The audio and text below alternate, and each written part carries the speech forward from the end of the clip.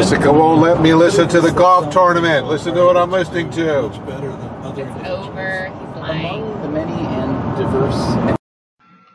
So how exactly did the daddy-daughter Doggie road trip actually begin?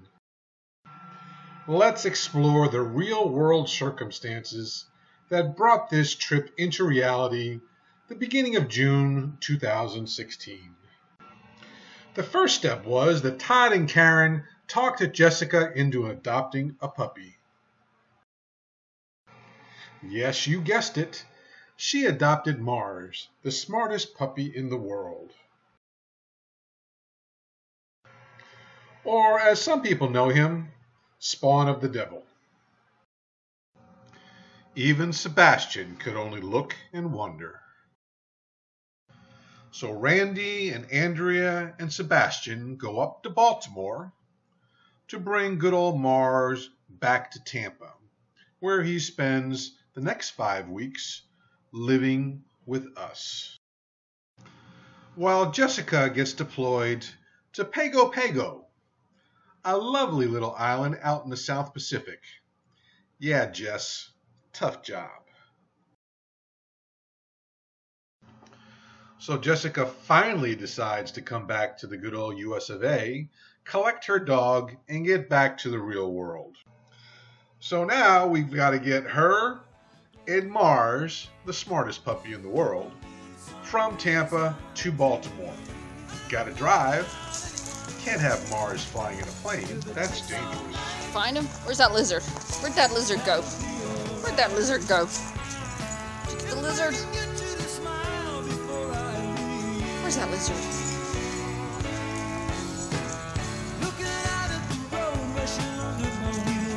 What are you doing, my rockery? There he is. Little quick bastard, huh? Did you get him this time? Where'd he go? Where'd he go? Look around for the friends that I used to turn to for me. So the first stop on the daddy-daughter Doggie road trip is Charleston, South Carolina.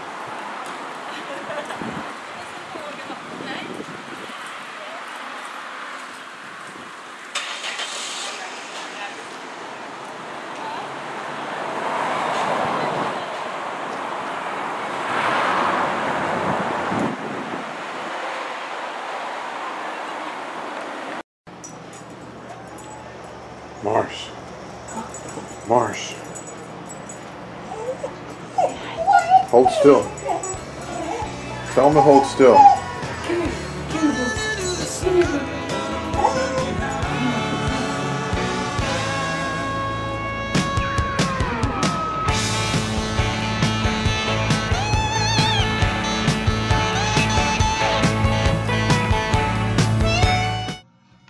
So we're in Charleston, South Carolina. That's where the Civil War started. Let's go see Fort Sumter.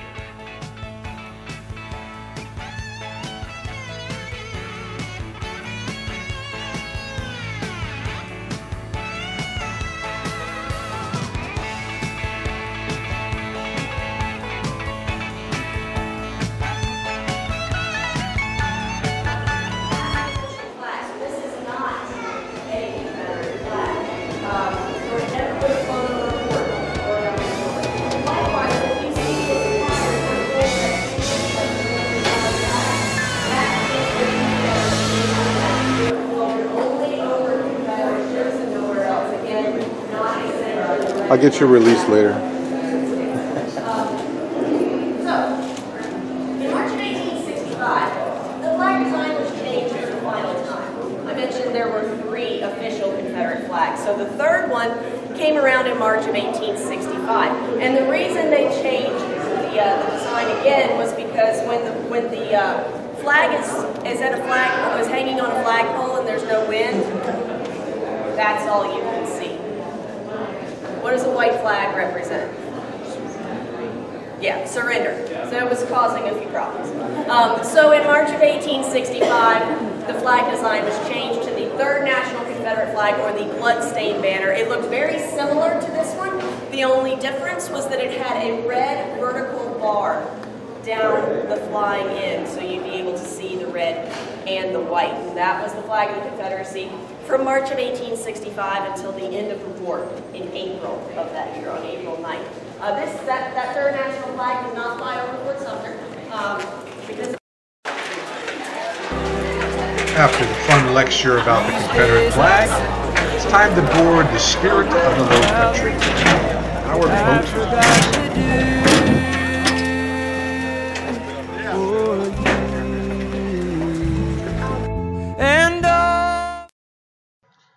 Sailing through Charleston Harbor, we see the barge going off to work, various motorboats and sailboats, and there's the USS Yorktown, now mothballed after serving in World War II.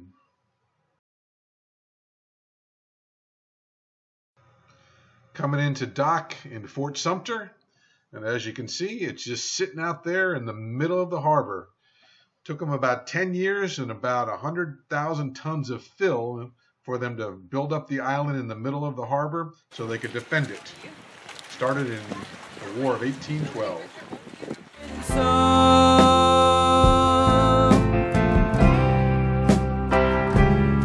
Well, it's just that I've been losing so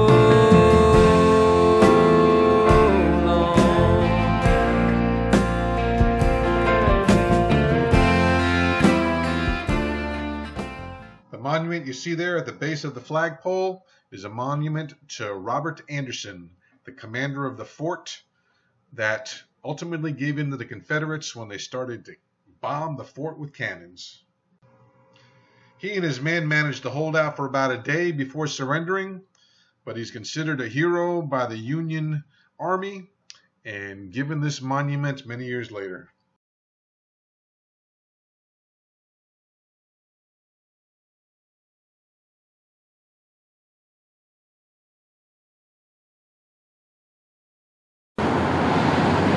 You want video or you want Video. wave? Okay. Good. Yep. So here we are, about 15 miles outside of Charleston, at Charleston Southern University, formerly known as the Baptist College of Charleston, where Randy started his college career, the first 2 years of his 35 years to get his degree.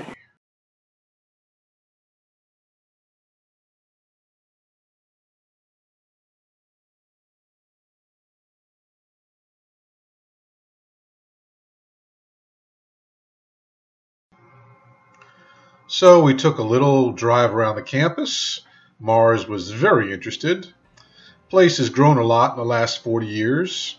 Then we came up on the track and the football field. Football field wasn't there when I went to school, but I spent a lot of hours and a lot of sweat on that track.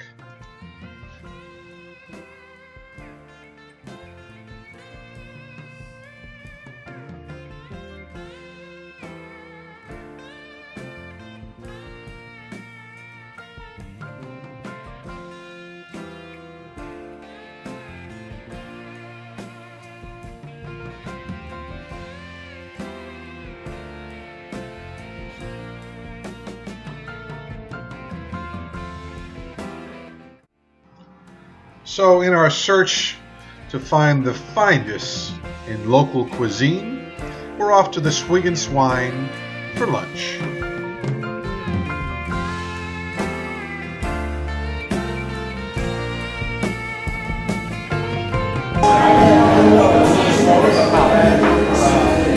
You're thinking Chinese. Oh, Latin? No, no. That's my buddy Don Colthurst. That's a whole nother series of things. I'm actually very... I forgot we're recording this, as we have our discussion of international cuisines. I know that you are well traveled, but I'm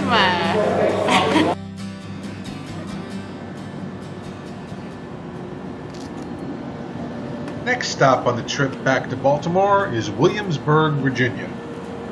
This is a Revolutionary era town that was pretty completely renovated with the help of John D. Rockefeller back in the 30s and 40s.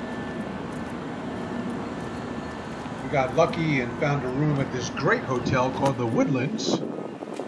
And here's a little scenic view of the facility.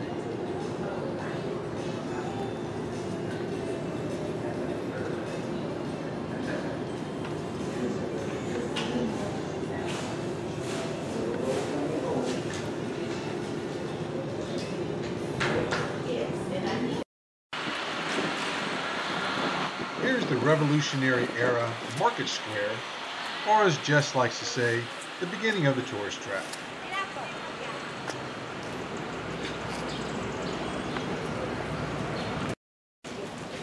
Watch out, you're right in this guy's shot. Oh, sorry.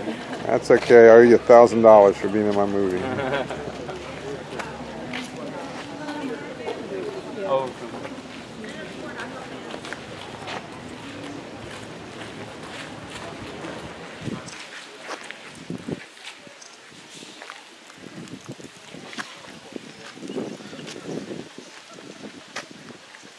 Thought it was going to be a bakery. I feel like.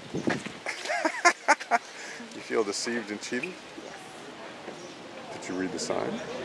This is gingerbread. Oh, then you thought it would be a bakery. I think we're going to have to get some gingerbread. Okay, we can do that. Help me, Mars. As punishment for taking Jessica to the tourist Mars, trap, save me. Mars and I wound up in the That's stocks cute. in the middle of town square.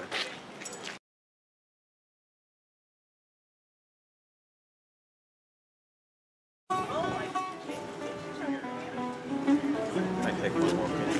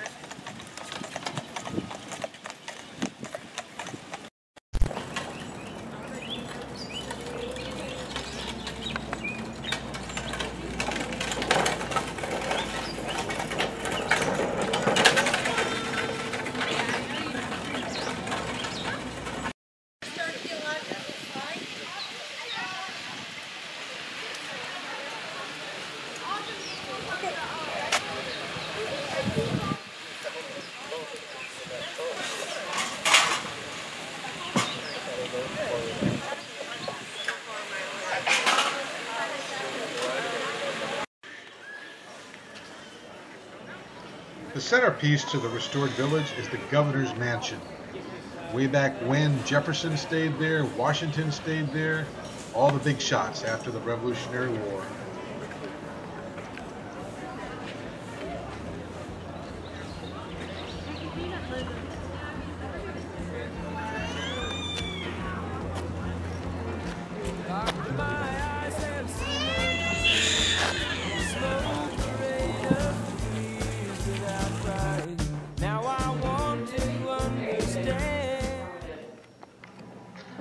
So the last stop on the daddy-daughter doggy road trip is Fredericksburg, Virginia, home of the Chatham Mansion.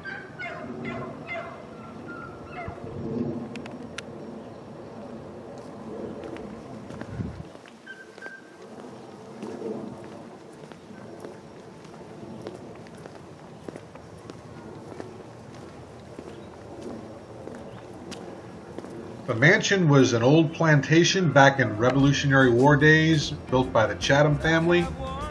Fell into disrepair for a little while, and about the mid-1800s was taken over by another family that restored it.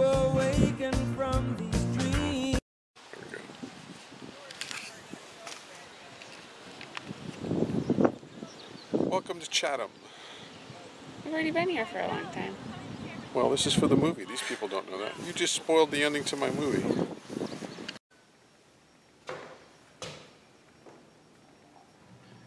They They restored it just in time to see the start of the Civil War, where, of course, the house was overrun by the Northerners, the Southerners, a little bit of everybody.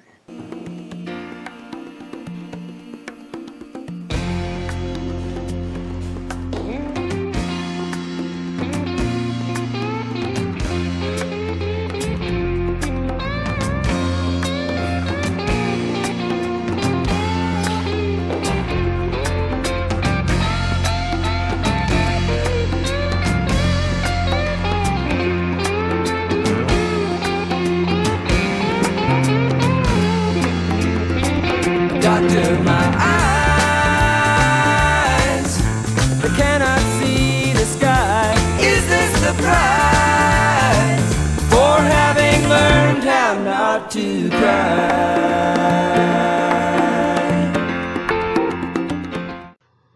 So we made it back to Baltimore, had a great crab dinner at a local restaurant, and had a serious discussion about whether Mars is the smartest puppy in the world or spawn of the devil. Yay! Mars, you happy to be home? Huh? You happy to be home? You can make up your own mind, but guess what my vote is?